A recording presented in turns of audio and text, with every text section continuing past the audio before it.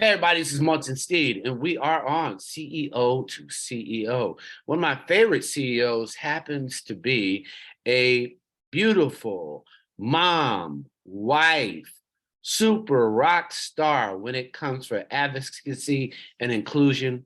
She is such a compassionate business leader, organized challenger, and truly a connector. CEO Vikki Hardy Brown, welcome to CEO to CEO. How are you? I'm great. Thanks for having me, Munson. Well, there's this wonderful rumor, and I really saw quite a few local ads popping up, but we'll talk about that later. When I was in Detroit, and they were talking about this wonderful businesswoman who just opened this phenomenal rock star franchise that's taken over the world. I hear somebody join that organization. Can you tell me who and why she chose this journey? So that would be me. And yes, I did join the Chick-fil-A family.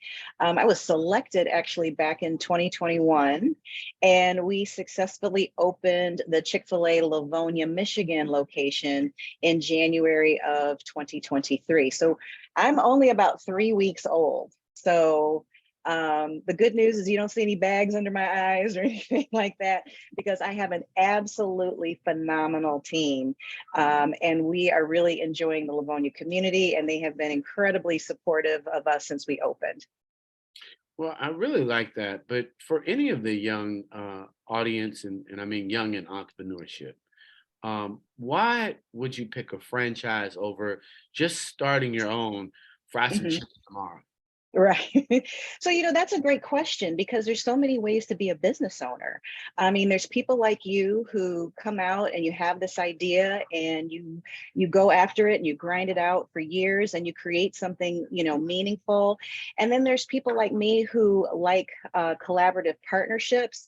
I don't necessarily consider myself an entrepreneur as much as a business owner. And there's two things that I've identified that I really like to do, and that's grow the business and grow people. And so I was looking for a partner, which is what Chick-fil-A is for me, that I could do that with successfully for a long period of time. And so Chick-fil-A was my choice. I put in my applications like tens of thousands of others do every year. And I was blessed enough to get through the process and be selected, and even more blessed to be in my home state and near my hometown of Detroit, Michigan. So when you think about that, you were deciding on franchises. How did you land at Chick-fil-A? Because many need to understand just your decision-making process. Hmm. You mean the process of how I entered into Or no, Chick-fil-A? no, which one? There are a lot of franchises to pick. How did Oh, you? sure. So, as many people who are around this area know, my first franchise was actually Edible Arrangements. And that one I started, I opened my first store in 2006. I was relatively a new mom. My son was one, my daughter wasn't even here yet. And I was reimagining coming out of my corporate career. I was a senior vice president at BBDO, and it was great. I had a great corner office and I had lovely people I was working with, but I literally saw the sun go up and down every day.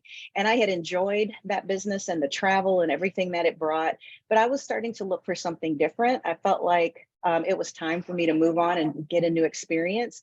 And the timing worked out where here's my son, and I wanted to reimagine what motherhood could look like. So the true basis of how I got into the small business world or entrepreneurship was really how I wanted to construct a family. And so I picked a franchise that was upcoming, new. It was an emerging market for Edible Arrangements. They were a very young franchise. So having my leadership skills, I felt like I could bring something to the table with my marketing background and advertising background. And it worked out great. And I was able to come and go as I pleased. My kids were able to grow up and see mommy working, but I was still there to drop them off at school and pick them up from the bus stop. So it was great. It was a great balance. And as that franchise started to get a little older, it started to change a little bit in terms of the parameters, the relationship. But by that time, I knew the type of relationship that I was looking with. So when I say partnership, that's a very serious word, because you're in business with Chick-fil-A as a partner. You are part of a family. You are treated like family. And so because of that, my process with Chick-fil-A actually took about 5 years, from start to finish. And keep in mind, there was a pandemic in the middle of all of it. So things slowed down a bit. But I have a great support system at Chick-fil-A Support Center, as well as the team that I have created here. And what's great now is my kids are 17 and 15. They're working inside the restaurant. And the beauty of it is they were able to see me start the business this time from scratch. So they were part of my application process. They knew how many interviews I had to go through. So they know that this isn't something that you can just pay your money and get into. This is a process that you're being heavily vetted, and it taught them skills that they're going to need for their future. So for me, Chick-fil-A was the full package, and we have a great group of operators here in the Metro Detroit area that are all working together to grow this market. So for you, what did you learn about yourself starting a brand new store? Hmm. And the expectations of millennial workers, the Uh-huh. expectations of workers in general. What does the market say, CEO? So, that labor market challenge is real, is what it is. But I knew that going in. So what's interesting is a lot of people thought it started at the point of the pandemic. And what I can tell you from being a business owner is it actually started a few years before. We just started seeing a different mentality in terms of how people were interviewing, people showing up, not showing up, et cetera. And it's all for various reasons. And, one of my core values, if you will, is I'm all about being curious, not judgmental. So I want people who want to work with me. And so those are the people that I sought out. So I started first with my leadership team. I have a back of house director, a kitchen director, and a front of house director. And so my goal was to treat it like football. As many people know, my dad is a former college football coach, played for the University of Michigan and won a Rose Bowl. So that was my childhood growing up. So I knew I needed to find my first round draft picks for my leadership team. And the great news is that I got them. And so you start there and then you just kind of work your way down. But at the end of the day, you have to have strong leaders that understand your vision and want to work alongside you, especially when you're opening and the hours are long and the tasks change day to day, minute to minute, hour to hour, but you're with there and you're planning together. And I'm highly collaborative. So it's not something that I'm off in an office creating myself and then letting everybody know what we're going to do. I do it with them because I love the back and forth and the questions and the answers that we need to find in order to solve the problems. And so for me, that has been a successful model of how I've been able to start my businesses and keep them going, even though some people may come and go on the team member level. I keep my leadership team very stable. I love that. And how would you describe your leadership style as a CEO? So it goes back to collaboration and people understanding what's in your head, where you want to go, and the path that you want to be on. I set out, and this is one of the questions that Chick-fil-A asked me, is like, what's your mission? What's your purpose? I didn't even know what city they were thinking about at the time, but they wanted to know what I really wanted to do with this brand. And I loved that. I love that they were asking that question. And for me, because I wasn't necessarily a new business owner, I'd kind of done this before. I knew that for me, it wasn't going to be some long winded phrase. It was going to come down to a couple of simple words. And so for me, it was to infuse joy. What I know about Chick-fil-A is people love coming here and they love bringing their family here. It's family friendly. And when you come, you feel like you're being treated like family. And so because of that, we're giving people a little piece of light, in the middle of whatever kind of day they're having. And I had experienced that in my previous business, found that as a true connector, and wanted to be able to do it on a bigger scale, which is what Chick-fil-A was allowing me to do. Well, you guys are rock stars in the QSR arena, but you also pause. Like everybody gets a pause during the week. It's not a 7 day a week Right. business. How Mhm. important is that for you? And do you see what it does for your team when they're able to really say, you know what? there is a day of grace. 100%. And so Truett Cathy instituted that back when Chick-fil-A started in the 60s. And what's great about that is for him, it was all about making sure that you have time to stay connected with your family.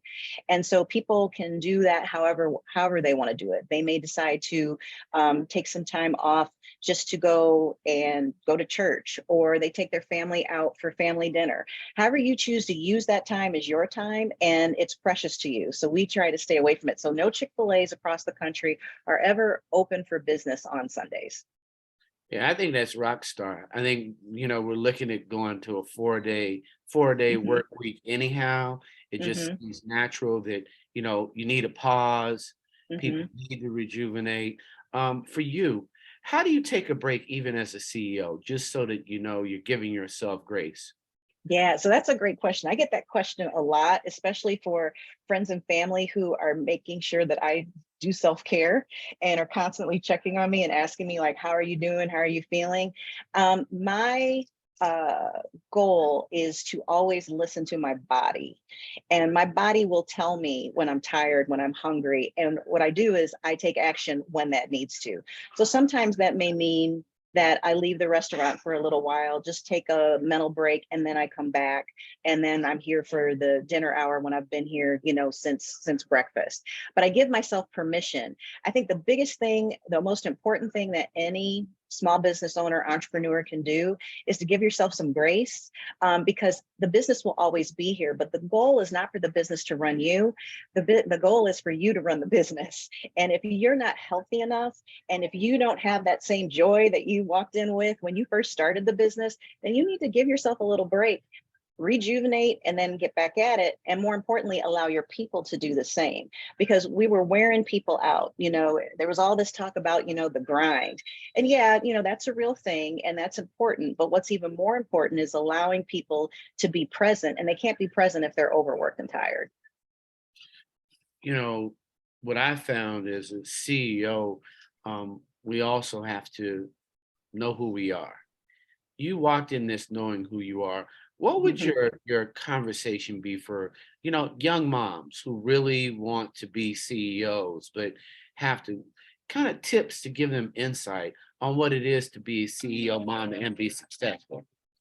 Yeah. So, it's funny because there are lots of experts that want to tell you the different things that you should be doing. And there's lots of books out there. And I remember when I had my first child, it was time to leave the hospital. And I was like, but I haven't read all the books. I was just so nervous about taking this little package home and taking care of him for the rest of his life. And then I just kind of took a breath, right? And I just said, listen, at the end of the day, this is something you wanted. And the most important thing you have to do is not be too hard on yourself, and just be a continuous learner. Don't strive for perfection. It really does not exist. But what you're kind of going to try to do is just be your best every day. And my kids have grown up with my sayings, and one of them being dwell in possibilities. And possibilities allows you to keep your mind open. I was not one of those kids that when you would ask them what they want to do when they grow up, I never had an answer. I just never did, because I didn't know what I wanted to do. I knew I wasn't going to be a doctor, a lawyer, an engineer, and all the things that they told you to be. But then I had a great mentor who finally identified for me what was going on. And she said, Vikki, a child can't be what a child can't see. And so once I discovered small business ownership, I identified with it and knew that that was something I was going to do. So it didn't feel like a risk. It didn't feel like some chance I was taking. It felt like some place that I needed to be because it fit with my personality. And it's the same thing with, motherhood. I mean, these are your kids. So they're going to be a part of you regardless. And our job is just to sit there and watch them and help navigate them so they can become fully who they need to be and who they are, instead of a cookie cutter model of what we think they should be. And so I allow them to express themselves respectfully. But the whole mindset is allow them to get to where they need to be as grown-ups, so that they're not lost and trying to find themselves at 40 and 50 years old. I love that. You said your dad was a coach. So, Mhm. what are some of the key plays that you have as a CEO as you walk in the door? What are some of those plays that you're going to play every day when you walk in? So I have more of an approach. And so that is, I don't have long conversations. My dad was very short with words because it was all about getting to the point. So I have a great story to share. So I'm 6 years old, and we were at another fast food restaurant. We won't mention them, but they were known for really hot coffee. And so he was paying for the coffee and decided to hand it to me. Now, keep in mind, I'm 6 years old. And so I know that this probably isn't right. And I'm afraid that it's going to spill on me and burn me. And my father looked at me and he said, Vikki, don't hold that off, don't hold that defensively, hold it offensively. And I knew exactly what he meant at 6 years old. And so I utilize a lot of those types of like keywords and sayings and things of that nature to just constantly keep people in the motion of what we want to be. You know, I'll use 5 keywords throughout the day just to help people kind of reset what they're supposed to do when they're here, how they're supposed to feel when they're here. So it's really more not a bunch of rules and orders as much as it is about how I want them to feel when they're here and how I want them to make other people feel when they're here. And so that leads me to this question. If you're giving a graduation speech Mhm. at the University of Michigan or at Spelman, what would the title of that speech be for those future graduates entering the world? And what would the 3 things that you would want them to do in order to change the world? Oh, that's a tough one. So I've never given a graduation speech. Yes, So I would yes, yes, it's coming. it's coming. Oh no. Um, so I think the title would most likely be Dwell in Possibilities, because that is just a quote that I have used for so long. And it has been something that anytime I get in a tough spot or I'm getting ready to figure out and make a different decision, I kind of just take a breath and I say, okay, what are the possibilities here? And if you could do anything, you know, how would you handle it with no fear, right? And I think dwell in possibilities means different things to different people, but it kind of all comes back to the same thing, which use your imagination. You know, allow yourself not to put rules uh, and barriers to what you're trying to do and just start. So I would say that. The second thing, and this is something that's been really important to me as a mom, is I would wake up every day, especially when the kids were like, you know, toddlers and growing up, and I needed to be 15 places that day and didn't know what to do. I would, I would say to myself, or basically what I would do is I would talk to God and say, where do you want me to be today? And I would just take a moment to just sit in that space and say, where do you want me to be today? And then that's inevitably an answer would come, and then I would go there. So sometimes that was work. Sometimes I would stay at home at work and go to the play or the musical or the concert or whatever it is I had to do. The baseball game that started at 9 o'clock at night because they needed to play under the lights that day, but I needed to be up at 5 o'clock in the morning. So all of those things allowed me to just take on those challenges and feel like I was centered in what I needed to be doing, because life is so busy. It's easier than ever to be distracted. And then that probably would be the third thing, is that do not let the distractions deter you from the purpose, because actually when you get closer to what you're supposed to be doing, the distractions become bigger than life. And it becomes something that can be exhausting, or you feel like, why am I doing this? But if you just stick with it, you get to the other side of it. And those distractions become very small things. They weren't even as big as you thought they were. Super. I love it. And I love the courage that you bring. But if I had to describe you as a leader and obviously a CEO, I would say kindness and respect have been something that have always permeated. Why is it so important for you to be both kind and respectful? So I think that comes out of probably like my communications background. People communicate differently. And so whenever somebody's talking, however they're talking, they could be yelling at me. I'm more interested in what it is that they're trying to say. Um, I want to understand the meaning behind, or what the point is that they're trying to get across. So that's where be curious, not judgmental comes from, because we're judging out of a set of parameters that we have for ourselves and what we've seen before. But we could be seeing something totally different, or we may be meeting someone in a moment where they really need us to show up for them, but it doesn't feel like that because of the way that they're talking to us. So I don't get distracted by that. And so because of that, I'm always able to show up as my authentic self. And I appreciate that your kind words of me being kind and respectful, but that really comes from a place where I don't get caught up in whatever else is going on. I'm just trying to show up and meet people in the moment. Well, ladies and gentlemen, let me tell you right now, she clearly lives by this as a experienced entrepreneur. I can say she does believe in the other person winning, but keeping the business objective first. So I love it. I thank you for all that you've given both my organization and what you give to the world. CEO Vikki Hardy Brown is so beautiful. Continued success. We're so proud of you here at CEO to CEO on Rolling Out. Thank you. Thank you.